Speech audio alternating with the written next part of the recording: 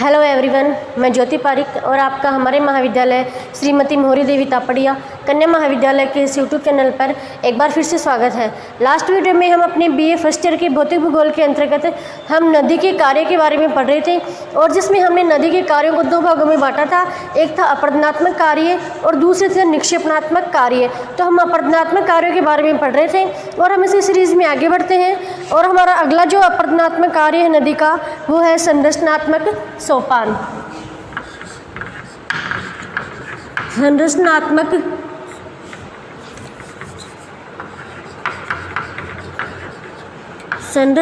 सोपान।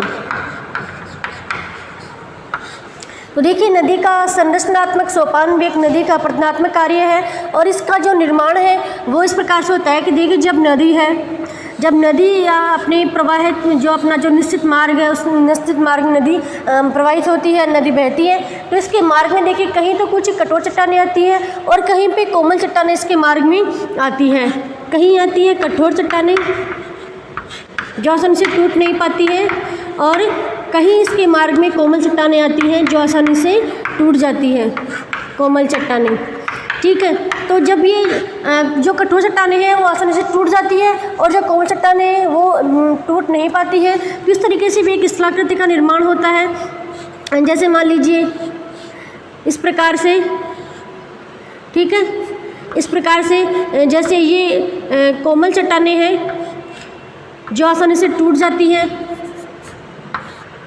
ठीक है, और ये तो है कठोर चट्टानें जो बिल्कुल ऐसी की ऐसी रहती है, नहीं टूट पाती है। और जो नीचे आप देख रहे हैं वो है कोमल चट्टानें जो आसानी से कट जाती है। इस प्रकार से भी एक स्थलाकृति का निर्माण होता है, उसे हम कहते हैं संरचनात्मक सोपान। ठीक है, मतलब ये आपको दिख रही है वो है कठोर चट्टानें, तो बिल्कुल ऐसी की ऐसी है, वो नहीं कट पाई है, और जो कोमल चट्टानें हैं वो कट जाती है। तो इस प्रकार की स्थलाकृति का निर्माण होता है, उसे हम कहेंगे संरचनात्मक सोपान। ठीक है, उसके बाद हमारी जो अगली स्थलाकृति है, अगला जो नदी का जो अपरदनात्मक जो स्थलाकृति है वो है नदी अपहरण। नदी अपहरण। तो देखिए, नदी अपहरण की प्रक्रिया कब होती है या फिर यह जो स्थलाकृति है वो कब बनती है? जब देखिए जो ये नदी है, ठीक है, तो नदी में दो प्रकार से अपरदन होता है। एक होता है क्षैतिज अपरदन, ठीक है, जो इस तरीके से नदी के जो किनारों पर जो अपरदन होगा उसे हम कहेंगे क्षैतिज अपरदन। क्षैतिज अपरदन। जब नदी के किनारों से अपरदन होगा तो उसे हम कहते हैं क्षैतिज अपरदन, और जब नदी का शीर्ष भाग से अपरदन होता है तो उसे हम कहेंगे शीर्ष अपरदन। शीर्ष अपरदन, ठीक है। तो यह जो स्थलाकृति है वो जब बनती है जब नदी अपना शीर्ष अपरदन करती है, और शीर्ष अपरदन करके जब इसके आगे जो कोई पतली नदी है या फिर कोई छोटी नदी है वो बह रही है, और यह जो मुख्य नदी है वो शीर्ष अपरदन करते करते और इस नदी के अंदर मिल जाती है। मतलब इस नदी का जो जल है वो, यह नदी मुख्य नदी है वो अपने सहायक नदी का जल अपने में मिला लेती है, तो इसे हम कहेंगे नदी अपहरण। तो मतलब ये जो मुख्य नदी है, इस मुख्य नदी ने इस नदी का अपहरण कर लिया है। मतलब ये जो नदी है, इस नदी ने इस नदी में जब शीर्ष अपरदन किया तो उसके पास वाली जो नदी है, छोटी नदी, तो उस छोटी नदी का जल है, इस जो मुख्य नदी है इसने अपने में मिला लिया, तो इसे हम कहेंगे नदी अपहरण। अगली जो स्थलाकृति है वो है संप्राय मैदान। संप्राय मैदान। तो देखिए, हम संप्राय मैदान के बारे में हम पढ़ते हैं। तो देखिए, जो नदी है उसकी तीन अवस्थाएं होती हैं, हमने पहले पढ़ा था इसके बारे में। पहली इसकी होती है युवावस्था, जब नदी का उद्गम होता है और जब नदी मैदानी भागों में बहती है, पहाड़ी क्षेत्र से उतरकर पहुँचती है उसका प्रौढ़ावस्था, और जब नदी समुद्र में जाकर गिरती है तो वो होती है उसकी युवावस्था। तो यह जो संप्राय मैदान की जो स्थिति बनती है वो बनती है नदी की वृद्धावस्था में। तो क्या होता है, जब नदी वृद्धावस्था में जब मैदानी भाग में बहती है, ठीक है, तो यह अपना क्षैतिज अपरदन करती है और यह अपने प्रवाह क्षेत्र का विस्तार करती है, और यह जो नदी है दूर दूर तक इसका जो जल है वो प्रवाहित हो जाता है, दूर तक इसका जल फैल जाता है। तो इस प्रकार से यह नदी एक मुख्य धारा में न बहकर एक मैदानी भाग में बिखर जाती है, उसे हम कहेंगे संप्राय मैदान। ठीक है, इसको हम कहेंगे संप्राय मैदान। जब नदी वृद्धावस्था में अपना जल बिखेर देती है मैदानी भाग में जाकर, और यह नदी जब मुख्य धारा में न बहकर इसका विस्तार हो जाता है तो उसे हम कहेंगे समप्राय मैदान। ठीक है, तो ये हो गई इसके नदी के अपरदनात्मक कार्य। उसके आगे हम पढ़ेंगे नदी के निक्षेपणात्मक कार्य के बारे में। निक्षेपणात्मक कार्य,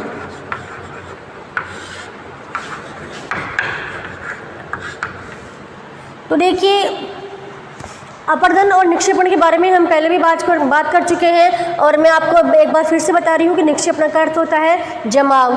मतलब जब नदी अपने साथ बहाकर कुछ अवसाद लेके आती है और उस अवसाद को जब किसी स्थान पर जाके जमा कर देती है उसे हम निक्षेप कहते हैं। और अवसाद का मतलब है कि नदी अपने साथ क्या क्या लेके आती है, कंकर पत्थर, बजरी, रेत और छोटी छोटी चट्टानें जब नदी अपने साथ लेकर आती है उसे हम कहते हैं नदी का ये अवसाद होते हैं, इनको हम अवसाद कहते हैं।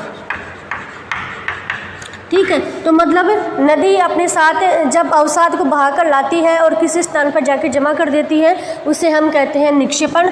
और निक्षेपण के द्वारा भी विभिन्न प्रकार की कलाकृतियों का निर्माण होता है। तो इसमें हम सबसे पहले देखेंगे तो वो है हमारी जलोढ़ शंकु। देखिए नदी के निक्षेपणात्मक कार्य के द्वारा सबसे पहले जो आकृति का निर्माण होता है वो है जलोढ़ शंकु। अभी देखिए ये कैसे बनती है, तो इसमें देखिए जो नदी जब अपनी युवावस्था में पर्वतीय क्षेत्र से निकलकर जब मैदानी भागों में पहुंचती है तो क्या होता है, उसका वेग थोड़ा कम हो जाता है, नदी का वेग कम हो जाता है। और वेग कम होने के कारण से क्या होता है कि नदी जो भी अपने साथ अवसाद बहाकर लाई है उस अवसाद को वह आगे ले जाने में थोड़ी अक्षम हो जाती है, मतलब उसको आगे नहीं ले जा पाती है। ठीक है, किसको, अपने साथ जो भी वह अवसाद बहाकर ला रही है उस अवसाद को, उसका वेग कम होने के कारण से उस अवसाद को वह अपने साथ आगे नहीं बहाकर नहीं ले जा पाती है, और उस अवसाद को वह उसी पर्वतों की तलहटी में जमा कर देती है। ठीक है, जैसे ये पर्वतों से नदी निकल रही है और यह नदी अपने साथ जो भी अवसाद बहाकर लाई है यहाँ से वो अवसाद बहाकर लाई है, और इसका नीचे जब उतर रही है मैदानी भाग में तो इसका थोड़ा वेग कम हो जाता है, और वेग कम होने से वह अवसाद जो भी अवसाद है वो अपने साथ बहाकर नहीं ले जा पाती है, और पर्वतों की तलहटी में ही यहीं पर यह एक शंकु के रूप में उस जो अवसाद है उस अवसाद का जमाव कर देती है। ठीक है, पर्वतों की तलहटी में ही वह जो नदी है और उस नदी जो भी अपने साथ अवसाद लेकर आई है उसका जमाव यहाँ पे कर देती है। तो यह इस अवसाद का वह एक शंकु के आकार में जमा करती है, शंकु के आकार में। तो शंकु के आकार में रूप में इस अवसाद को जमा करने के कारण से ही इसे हम कहेंगे जलोढ़ शंकु। ठीक है, हम अवसाद को जलोढ़ भी कहते हैं। ठीक है, तो जो जलोढ़क है उस जलोढ़क को एक शंकु के आकार के रूप में जमा कर देने के कारण इसे हम कहेंगे जलोढ़ शंकु। ठीक है, मतलब पर्वतों की तलहटी में यहाँ पे जमा कर देती है। उसके बाद जो अगली आकृति है वो है जलोढ़ पंख। दूसरी है जलोढ़ पंख। तो देखिए जो जलोढ़ पंख है वो इसी का एक रूप है, इसका एक थोड़ा विस्तृत रूप है। इसमें क्या होता है कि यह जो नदी है जब पर्वतीय भाग से निकलकर मैदानी भाग में पहुंचती है तो अपनी जो जलोढ़क है उस जलोढ़क का या फिर अवसाद है उस अवसाद का, जलोढ़क और अवसाद एक ही बात है, उस अवसाद का वह शंकु के आकार में पर्वतों की तलहटी में ही जमा कर देती है।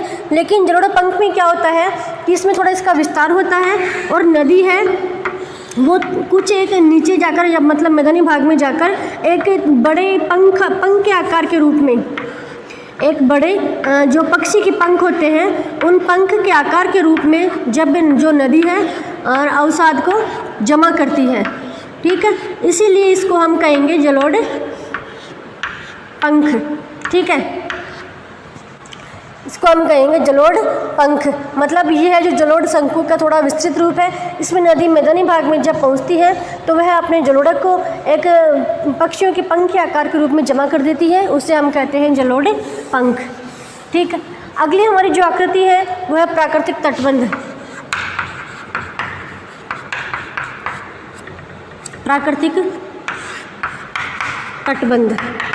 तो देखिए इस स्थिति में क्या होता है कि जब नदियां हैं, नदी अपने एक निश्चित मार्ग में बह रही है, ठीक है, नदी अपने एक निश्चित मार्ग में बह रही है, और जब नदी में बाढ़ आती है तो बाढ़ आने से क्या होता है कि नदी का जल थोड़ा फैल जाता है और किनारों तक नदी का जल चला जाता है।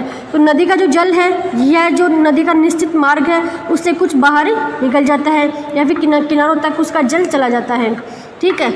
और जब बाढ़ वापस जब रुक जाती है या फिर बाढ़ जब वापस उतर जाती है तो उस नदी का जो जल है वो भी वापस अपने निश्चित स्थान पर आ जाता है, ठीक है। और जब ये जो किनारों पर जो जल पहुंच गया था वो जल वापस जब अपने निश्चित स्थान पर आता है तो ये यहाँ पर ऐसे क्षेत्र जहाँ पर नदी का जो जल गया था वहाँ पर कुछ अवसाद जमा हो जाते हैं, ठीक है। यहाँ पे अवसाद जमा हो गई, ठीक है। मतलब नदी का जल जब नदी में जब बाढ़ आती है तो नदी का जल नदी के किनारों तक फैल जाता है, और जब बाढ़ वापस उतरती है तो ये जल वापस अपने स्थान पर चला जाता है और उस स्थान पर वह कुछ अपने अवसाद छोड़ देता है, तो उसे हम कहेंगे प्राकृतिक तटबंध, ठीक है। तो ये हो गई नदी का जो, ये नदी के आसपास का जो क्षेत्र है जहाँ तक नदी का जल गया था बाढ़ के समय, तो इसको जहाँ पर अवसाद जमा हो गए तो इसको हम कहेंगे प्राकृतिक तटबंध, ठीक है। उसके बाद अगली जो स्थलाकृति है वो है बाढ़ के मैदान। अगले हैं बाढ़ के मैदान।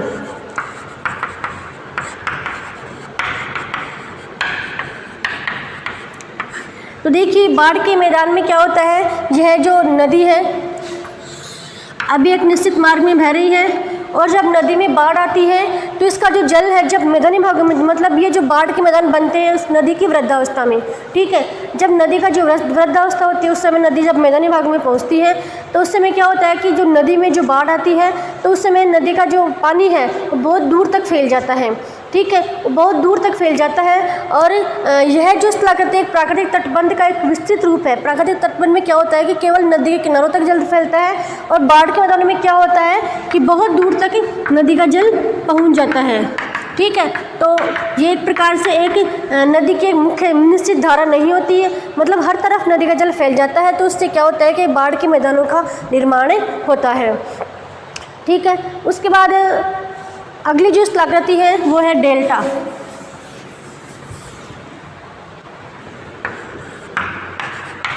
डेल्टा, तो देखिए डेल्टा का जो निर्माण होता है वह नदी की वृद्धावस्था में होता है। नदी की जो निक्षेपणात्मक आकृति है उसमें सबसे अंतिम जो स्थलाकृति है वो यही है डेल्टा। और डेल्टा का निर्माण कब होता है, जब नदी अपने पर्वतीय क्षेत्र से निकलकर मैदानी भागों में बहती है, और मैदानी भागों में बहती हुई जब वह समुद्र में जाके गिरती है। कब, जब समुद्र में गिरती है, समुद्र में गिरती है तो उस समय नदी अपने डेल्टा का निर्माण करती है। और डेल्टा का निर्माण किस प्रकार से करती है, जब ये समुद्र है, यहाँ से नदी बह के आ रही है और समुद्र में ये एक त्रिभुजाकार रूप में अपने अवसाद जमा करती है। इस प्रकार से त्रिभुजाकार आकृति के रूप में नदी उस समुद्र में अपने अवसाद को जमा कर देती है। तो इस प्रकार से जो स्थलाकृति बनती है उसे हम कहते हैं नदी के डेल्टा, ठीक है। तो यह हो गए। तो भारत में भी जो कई नदियाँ हैं, जो हर नदी अपना डेल्टा बनाती है, हर नहीं बनाती है। जैसे भारत में भी इसके अपवाद हम देखें तो कुछ नदी एस्चुरी का निर्माण भी करती है, जैसे नर्मदा और ताप्ती जो नदी है भारत में वो डेल्टा का निर्माण नहीं करती है, वो अपनी एस्चुरी बनाती है। और जो मुख्य नदियाँ हैं भारत की, जैसे गंगा है, ठीक है, और जो दक्षिण भारत से गोदावरी, कृष्णा, कावेरी नदियाँ, उसके अलावा गंगा, यमुना का जो गंगा और ब्रह्मपुत्र नदी है जो अपना डेल्टा बनाती है, उसका नाम है सुंदरवन का डेल्टा। और यह सबसे प्रसिद्ध डेल्टा है सुंदरवन का डेल्टा। ये किसके द्वारा बनाया गया है, गंगा और ब्रह्मपुत्र नदी के द्वारा, गंगा और ब्रह्मपुत्र नदी के द्वारा बनाया गया है पश्चिमी बंगाल में। कहाँ, पश्चिमी बंगाल में बनाया गया है।